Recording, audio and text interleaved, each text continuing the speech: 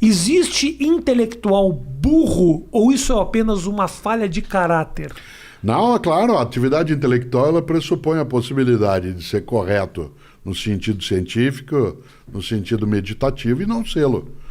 Porque eu sou de filosofia, muita gente diz, a filosofia ajuda a pensar. Eu digo, não necessariamente. Pensar é um atributo atávico da espécie. Sim. Não precisa ser ensinado. Segundo, não, mas é que a filosofia ensina a pensar certo. Eu digo, não necessariamente. Né? Há muitos modos dentro da filosofia que induzem ao equívoco, né? E que propositadamente driblam, né, aquilo que as pessoas estão entendendo, que é uma forma de prestidigitação mental. Né? Portanto, é possível fazê-lo. Num país como o nosso, em que há uma admiração muito grande por quem fala bem, como se falar bem fosse sinal de inteligência, né? É claro que é fácil você também dar esse passo. Não, não é isso. É que a filosofia ensina a pensar melhor e de modo mais livre. Falei, não. O nazismo também tem seus filósofos. Teve e tem. O fascismo teve e tem seus filósofos. Sim. Nesse sentido, né, imaginar que um intelectual, seja na área de filosofia, seja no campo das ciências, né, da pesquisa pura, seja o que for, que não necessariamente essa pessoa tem a possibilidade de ser parvo, né, ou parva, é muito estranho. Sim, é possível. Eu, em vários momentos da minha atividade, quando eu olho para trás e vejo alguns tempos, ou me ouço, né, em algumas situações daquilo que falava, né, o mundo digital favoreceu muito a gente poder se ouvir de novo. Os registros são todos lá, como é que né? eu dei esse passo, ou esse caminho, né? Ele não deveria ter, olhando alguns momentos, situações em que, né, eu nunca me esqueço de uma circunstância que jamais eu repeti, falta, claro, ali de experiência, depois de muito tempo, em que para especificar numa conversa numa sala o que era uma coisa fofa, porque eu estava dando exemplo de coisas que você não consegue entender intelectualmente. Ou você tem o experimento, por exemplo, eu não consigo ensinar para você o gosto de uma laranja. Tá. Certo? Você dirá, não, mas é parecido com o quê? Certo? Ou tem a experiência empírica, né, concreta, e aí é uma redundância, mas é necessário, ou não tem como. E eu fui explicar o que é uma coisa fofa. Né? Ou você faz o gesto, ou você entrega, mas o gesto não especifica. E ao fazê-lo, eu segurei no braço de uma pessoa que estava à minha frente.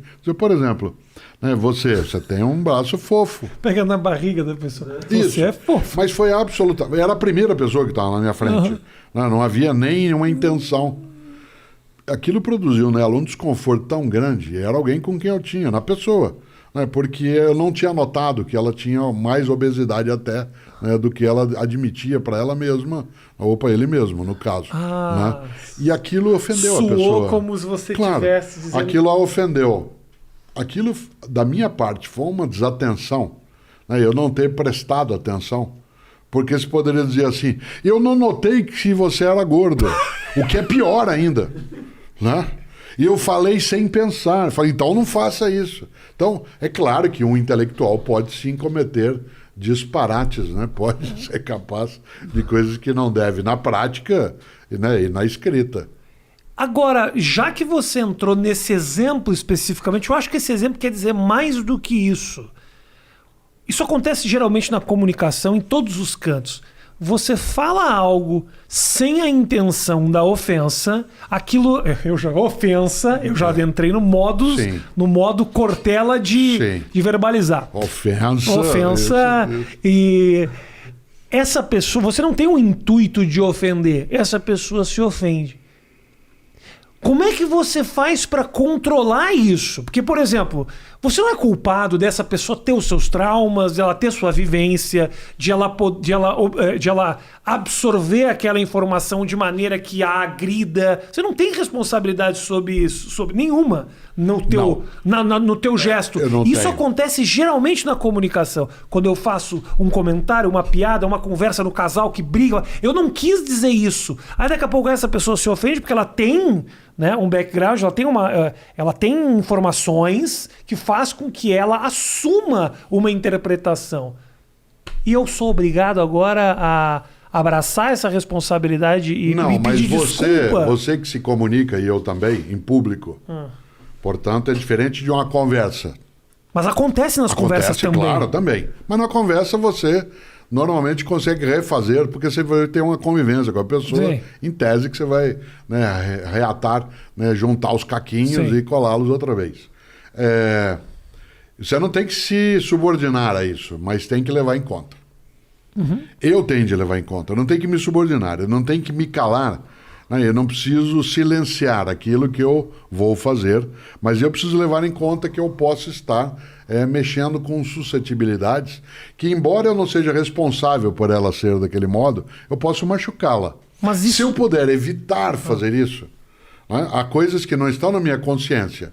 Quando eu vou falar sobre um tema determinado, quando eu vou escrever sobre um assunto que eu sei que ele tem arestas, eu tenho que redobrar meu cuidado.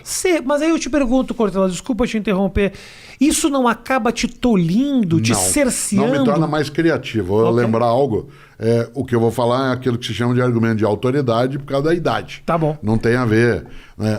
Você não vivenciou, né? Você pegou uma parte, você nasceu durante a ditadura militar empresarial no Brasil. Isso. E não pegou a censura daquele momento. Não. Governamental, não.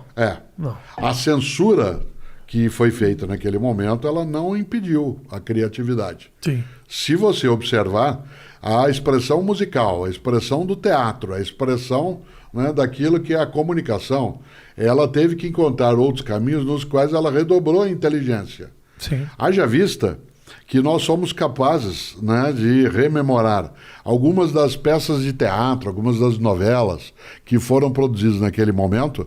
Não que a censura ajude a criatividade, ela obriga mais do que ajudar.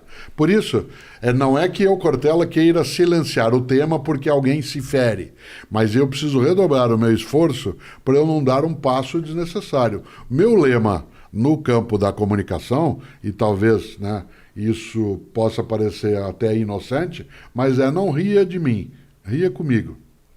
Perfeito. Não ria de mim, ria comigo. A gozação na escola, aquilo que hoje, de modo estranho, é chamado de bullying, porque existe o verbo bulir em português, né? Não precisa usar o inglês. Né? Existe o verbo bulir? Sim, bulir. Você não vai bulir nisso, menino. Macaco que bule muito que é chumbo, né? Claro, na minha infância, eu li Monteiro Lobato. Bulir. Eu li Monteiro Lobato. O primeiro livro inteiro que eu li na minha vida foi Rei, Nações e Narizinho, que era proibida a leitura, porque minha família é tradição católica, e os livros do Monteiro Lobato entravam no Index Librorum Prohibitorum. Na minha família também era proibido, mas é por causa do narizinho. Então. Porque todos os judeus, claro, narigudos, a gente era... Qualquer coisa que tivesse narizinho, a gente era proibido. E narizinho ali era inho, né? É verdade. Certo? Portanto, se fosse Cyrano de Bergerac, então jamais você poderia nem chegar perto. Né? Ora, quando a gente olha aquilo que, né, é a possibilidade, né, de bulir, está lá no Monteiro Lobato. O verbo bulir é um verbo que existe em português. Por que eu falava isso? Porque o que hoje se chama de bullying não é a brincadeira, a gozação. Porque a brincadeira, a gozação num grupo, numa turma, numa família, ela tem uma reciprocidade. Quem é caipira como eu, gosta de jogar truco. O jogo de truco, que aliás veio para nós via Rio Grande do Sul, a primeira menção ao jogo de truco foi Mário de Andrade no Macunaíma. Certo? Não sabia disso. Que veio da Argentina no jogo, da Itália para a Argentina e depois para cá. O interessante é que no jogo de truco, para quem já viu jogar, você xinga o outro, você sobe na mesa, você diz você é o ladrão, né? Você fala você é um imbecil, etc. Mas o outro também fala. Certo? E você é humilhado, e a humilhação é recíproca, porque agora eu te humilho, na outra é o contrário. Na escola mais antiga, você não tinha uma dimensão onde se pudesse maximizar a ofensa, né, a ponto dela se tornar algo que não tivesse reciprocidade. O que caracteriza o bullying, né, é exatamente não poder haver o outro lado. Eu não faço o que comediantes, alguns fazem, que é falar com alguém da plateia. Eu não faço isso também. Isso. Não faço. Nas palestras, não. Aprendi como? Veja o que é uma coisa fofa. Certo? Mais um motivo para eu não falar com a plateia. Tua grande questão, será que eu fui ofensivo? Para a pessoa, fui. Será que eu quis fazê-lo? Não. Será que existe responsabilidade naquilo? Sem dúvida. O que não existe é dolo. Ou dolo. Existe culpa. A sua intenção não era de ferir. Não era, mas machucou. A frase vai doer mais em mim do que em você, né? Até, como se diz no Rio Grande, até pai e mãe já falaram isso um dia. Certo? Então, esta ideia, né, de uma cautela é muito diferente de uma anulação, né, da minha forma de comunicação. Né?